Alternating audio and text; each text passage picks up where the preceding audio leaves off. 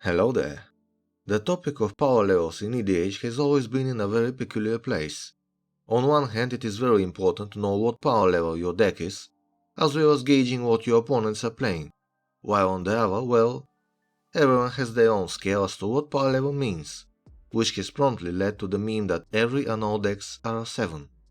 In the following minutes I'll examine some popular power level scales, and discuss from where their innate inaccuracy stems from, and then explain what system I use myself. It's the cookie scale trademarked. The first scale is probably the most popular one, where you have a description on each power level, and the turn in which it roughly aims to win the game. Sometimes people split this scale into two, or use only one half of it, but I decided to show it in full. The number 1 starts with random assortment of cards, which aims to win the game in turn At 2, people usually place niche flavor decks, where for example all cards must be from the same plane, have a bird in the artwork, and so on. There is also no turn goal here, because the real win is simply playing such a deck. At number 3, we have bad and upgraded precons. Think the Inala precon, which had some recursion and a few good cards, but ultimately had no way to finish the game outside of a single Comet Storm, or more recent example in the Enduring Enchantments precon, which was held by Anicter as the main commander. As you can see, the card cares greatly about having a graveyard full of enchantments, but the precon ran Enchantress package which draws cards that we eventually have to play instead of self-mill. On top of that, the average CMC of set enchantments wasn't low, which meant you can't fully utilize this package, even if you wanted to. The out commander was Nasi, who cares about two things: enchantments being sacrificed by you and sagas, and all in all the precon runs 5 cards that sacrifice enchantments and 7 sagas, which is woefully insufficient to utilize her abilities. With 4 of these precons on the table, the game can easily go past turn 10. At number 4 comes your average precon with all its staples: inefficient mana base and slow clunky finishers. Win scenario usually envisions turn 8 and beyond. At number 5 is good unupgraded precon. Think Sahili from 2018. Turn 7 is where things usually pop off at this level. At number 6 is strong unupgraded precon. Think Dereti or Atraxa from 2016 or Edgar Markov from 2017. Those were the times. With these decks it is feasible to achieve victory at turn 6 and beyond. At number 7 is every other EDH deck in existence, because as we talked about, every deck is a 7. Games can be won between turn 4 and 6. At number 8 comes upgraded precon with some focus about how to win the game, which usually should be around turn 3 to 5. Number 9 is the home of very strong decks that are finely tuned, sometimes even considered low tier CEDH. Games can be won between turn 2 and 4. And finally at number 10, everybody but your dog usually places god tier CEDH decks, where you can even win on turn 0. Another system I know of uses a graph such as this, where you have to place your estimate between 1 and 10 in terms of how much you let other people do their thing, and between how much you want to do your thing. On the surface this scale seems more accurate, but it has a few problems. First is that, just eyeballing it, again every deck is a 7. How, you may ask? Do you try to win the game above average? What's above average? 6 or 7. Do you play more than 5 cards of removal or counters? That's also above average, in most people's minds, so that's also 6 or 7. Again, every deck is a 7. I also do not agree with rather simplistic take that relegates power levels 9 and 10 to CEDH exclusively.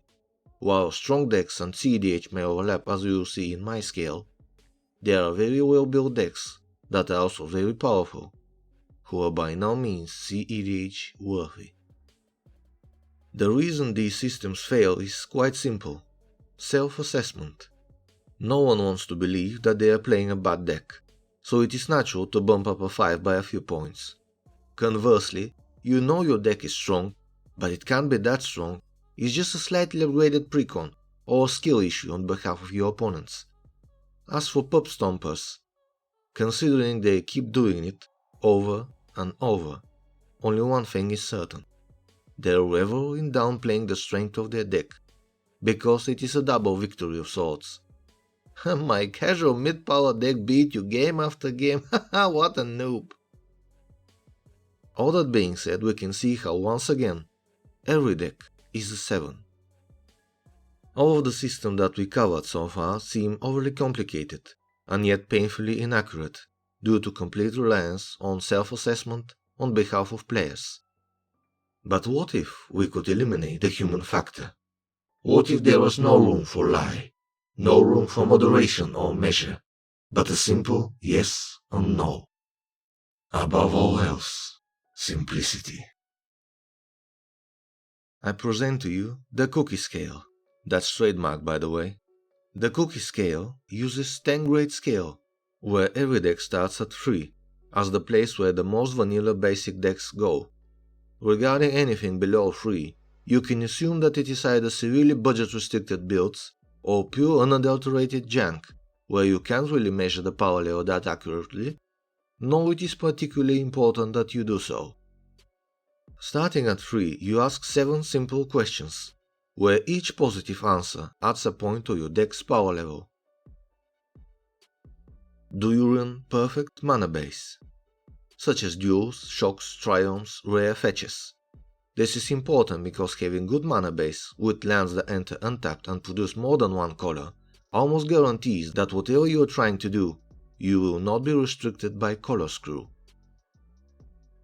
Do you run expensive staples? Think cards like Gaia's Cradle, Critical Behemoth, Consecrated Sphinx, Rhystic Study, Smothering Tide, Esper Sentinel, Dockside Extortionist, Cyclonic Rift, Doubling Season, and so on. While Magic is not pay to win, having expensive staples undoubtedly brings more power into your deck, not to mention that the majority of those good stuff cards are high priced for a simple reason. They're extremely good on their own, and largely do not require much synergy with the rest of your deck.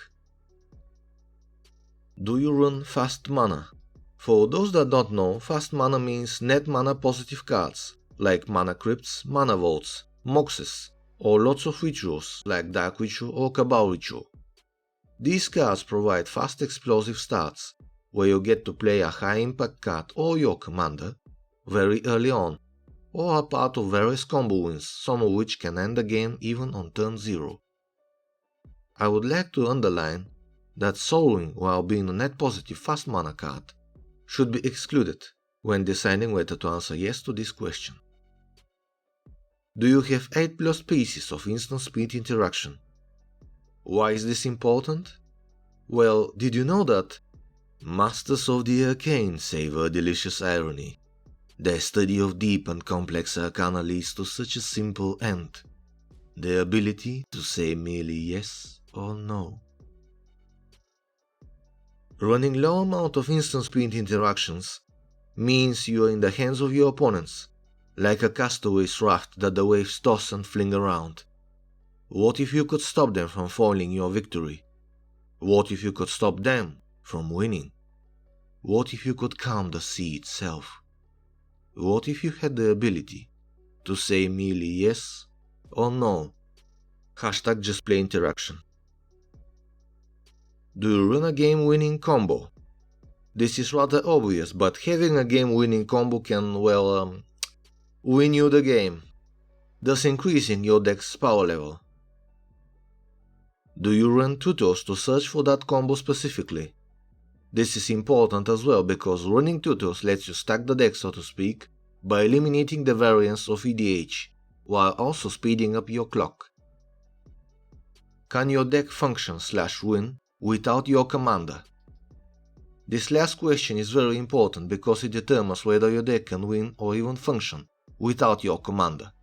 While the format is called as such, and commander-centric decks are very fun to play, I should know most of my decks/videos are very commander-centric. I consider it an inherent weakness when your opponents know you can't win without your commander. On top of that, things can happen, and your commander can be gilded, draked, darksteel mutationed, or simply removed so many times that you can't gather enough mana to cast it. And if you need your commander to play but can't, well then, game over, man, game over! Two more things are important. The scale does not use description attached to each power level to limit it to say upgraded precon, focus deck and so on. In my opinion this is unnecessary, as the number itself should show what the power level actually is. Second, while low tier EDH deck will often overlap with level 9, solely because they need their commander to win, while ours will be solid 10, I still firmly believe that EDH is vastly different format with vastly different deck building and play patterns, and should not be placed in this scale at all. And that's about it. Do you agree with my opinion about the power level scale C commander? Do you like my cookie scale? Tell me what you think about it in the comments below. As always, thank you for watching. Cheers!